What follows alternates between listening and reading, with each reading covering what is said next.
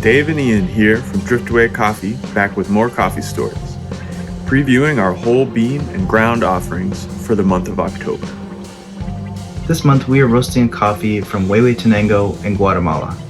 This coffee comes from Finca Los Angeles, which is owned and operated by Vilman Castillo and his father. We roasted coffee from Finca Los Angeles last year, and we're looking forward to checking out this year's harvest. Samples that we cut this year from Finca Los Angeles really stood out among other samples from Guatemala, and we are psyched to be able to roast it again. Guatemala is located in Central America and shares a border with Mexico to its north. Finca Los Angeles is located in Hoja Blanca, which is right on the border with Mexico, in Huehuetenango.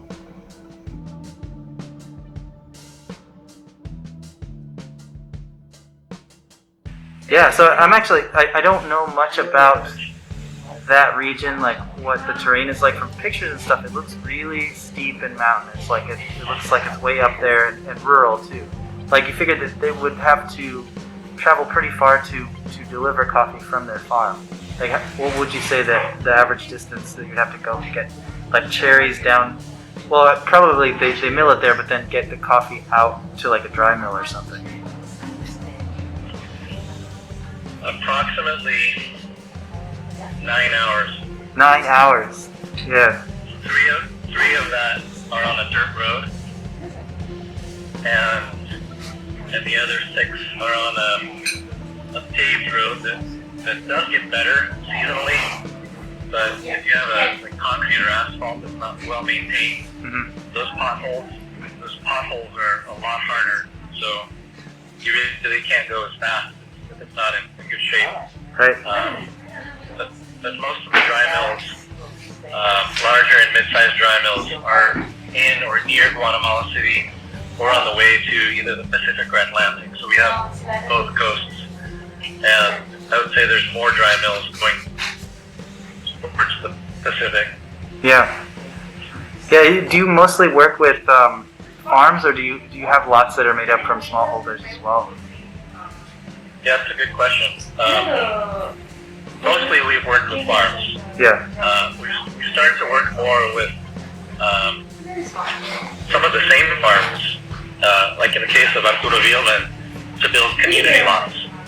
So the coffee, in his case, it's a community lot, and what we build is greater than his production, and that really helps him a lot because he's able to, share access to his community, to the roasters that we're working with. Vice versa, we're able to, purchase more of that coffee, and as a community, they, in a way, work a little bit like a co-op. They're not an organized co-op, but they do share resources. Yeah, but I mean that's fairly common. So the lot that we got, would you say that that's from multiple farms right around Finca Los Angeles?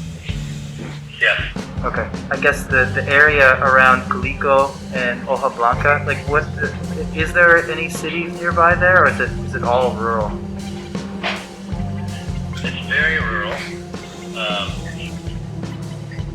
I didn't plan this, but I do have this here. Yeah, I saw you looking at that. Yeah. So this is a map that is it's a topographical map. So you can I can have the texture here and elevation, and it's not exactly the scale. Yeah. If we're holding this and looking at it, it would be exactly the scale in terms of the elevation. Yeah. You probably can't tell there, but first I'll zoom out. So this is the department, or actually the square, that includes a lot of Huehuetenango. Huehuetenango is a department in Guatemala, which is like a state in the United States or a province in Canada. And then you might see a red line there. That is a river, and that's the river Selegua. And that's also, if you're on the west coast of the United States, Canada, you've got I-5 for 101, the main road that goes up and down the coast. Sure. That's also referred to as an Inter-American Highway, Pan-American Highway. You can take I-5 all the way up through Canada into Alaska. They'll go all the way down to Tierra del Fuego in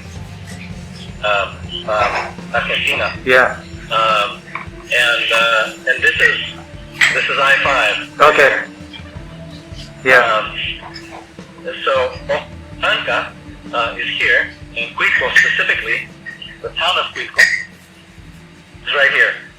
And this is extremely steep. There is a river here, and you might guess it's called the Rio Cuico. Mm-hmm. Our farm, Hermosa, is over here in San Pedro Nexta. And this distance from here to here, as the crow flies, might be, let me look at the scale here. So I'm looking at miles. This is crazy.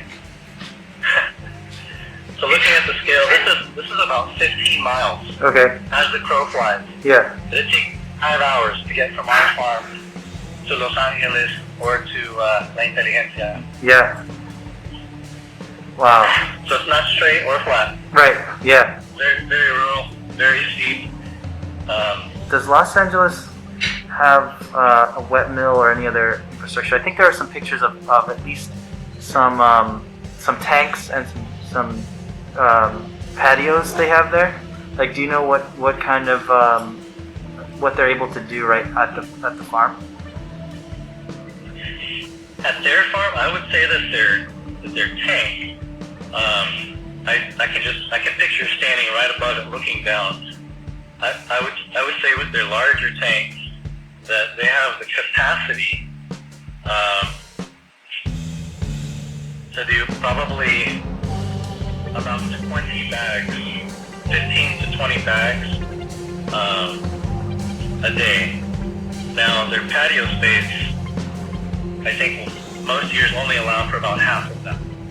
Okay.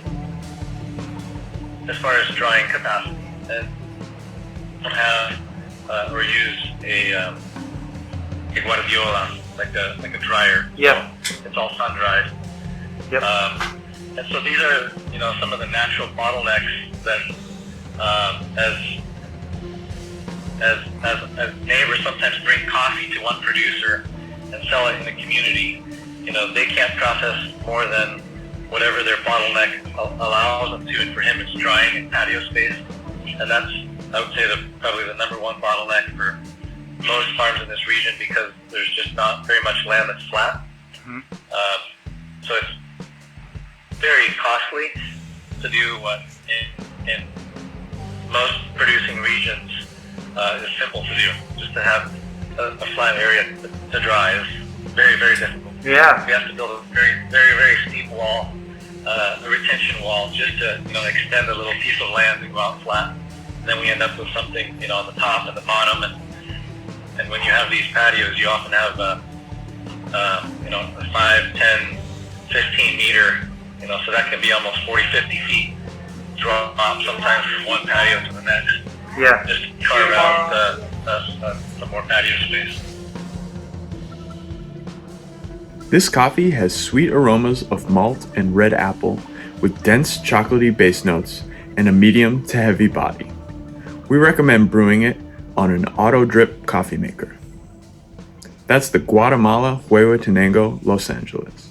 For more info about this coffee, visit driftaway.coffee/GLA and check out the links in the description below for our other profiles this month. Gift giving season is right around the corner, and a coffee subscription is the perfect thing to show your appreciation for your friends and loved ones. Visit driftaway.coffee/gift for more info. Thanks for checking out Coffee Stories. Stay safe out there, and we'll see you next month.